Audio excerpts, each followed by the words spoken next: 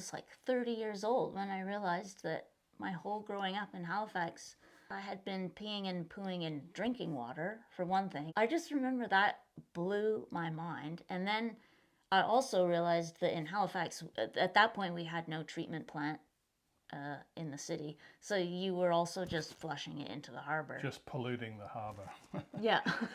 Every time you flushed. And I was like, I can't do that anymore. I gotta figure this out.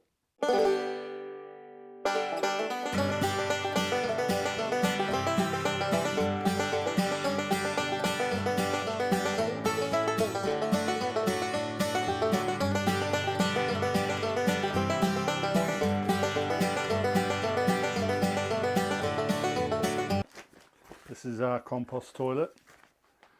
This is the Royal Emporium. Bit of Latin. Fimus sanctus est, which means shit is holy. The reason it's up kind of high like this is because there's 2 4-foot square chambers under this seat and under a seat that could be here. So this building is 8 feet wide, and so under this seat is a 4-foot square chamber that we fill up.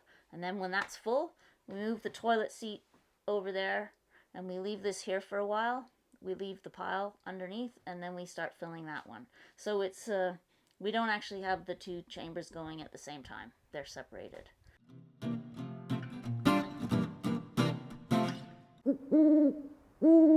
With compost toilets, it's all about the recipe of carbon to nitrogen. You know if you have enough carbon in your recipe and in your mix because your toilet doesn't smell. If your toilet smells, then you have too much nitrogen and you need to put more carbon. And the carbon can be also kind of anything brown, like leaves, wood chips. It doesn't have to be pure sawdust. It can be all sorts of things. The main thing is getting the recipe right as you're using it at the time.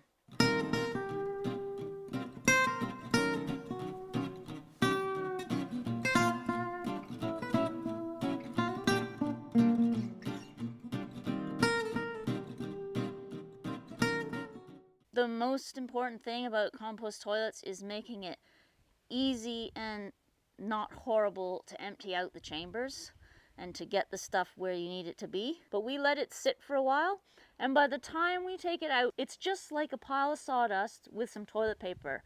You don't really see much else. It's not disgusting. It's quite a dry pile. So when it's time to empty it, I can unscrew this whole door, this whole panel, and the whole thing comes away. And I put it there, and then so then you can see the whole pile. You can bring your wheelbarrow right beside it and put the contents into the wheelbarrow to take up to the pile. Every wheelbarrow load I take up, I put another layer of something else. Maybe grass clippings, maybe some cardboard, maybe some egg cartons, other yard stuff. So there's the dry sawdust from this toilet, but then you want to add some other greens and some other stuff that will keep air in the pile and moisture and all of those things.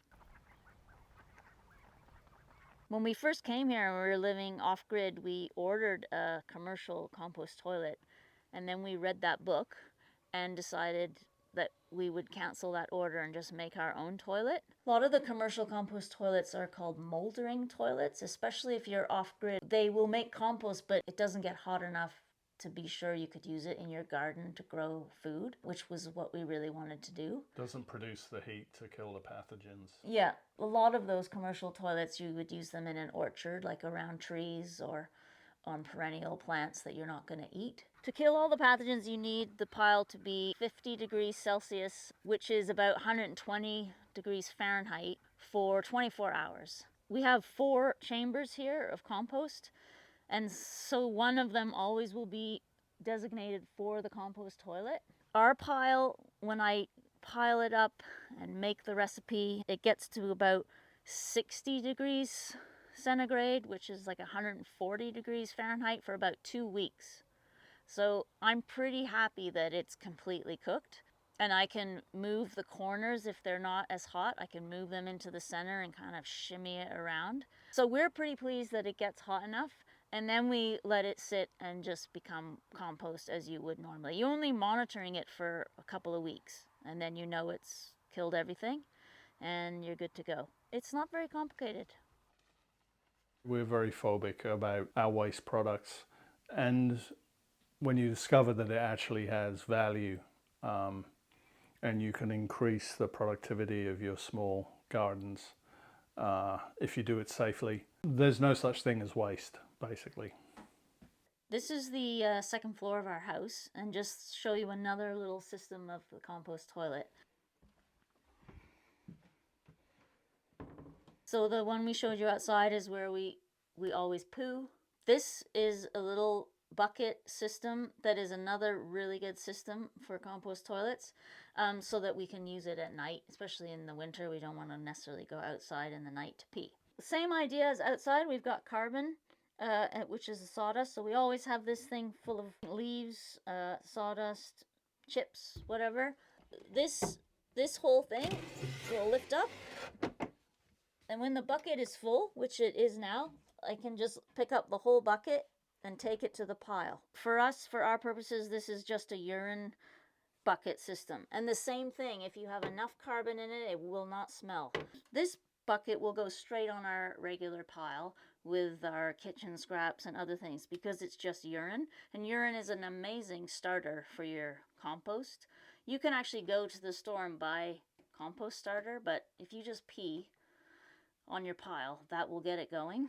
Lots of people have asked us if we ever think about getting other animals, like a pig or a cow or different things, and that would make more compost and have more manure. But for us as vegetarians, we're like, we are the big animal on our property, and we are making manure and we want to use it. So for us, that it's a very valuable resource on our farm. I get kind of weird, like if people ask me to go help them do something, I'll say I can't come till 10 o'clock in the morning because I want to stay home and make sure my poop stays here. I don't want to go anywhere and give my poop away and flush it away somewhere. You're so covetous of your own manure. I am. So you get that way about it because it is a valuable resource for us.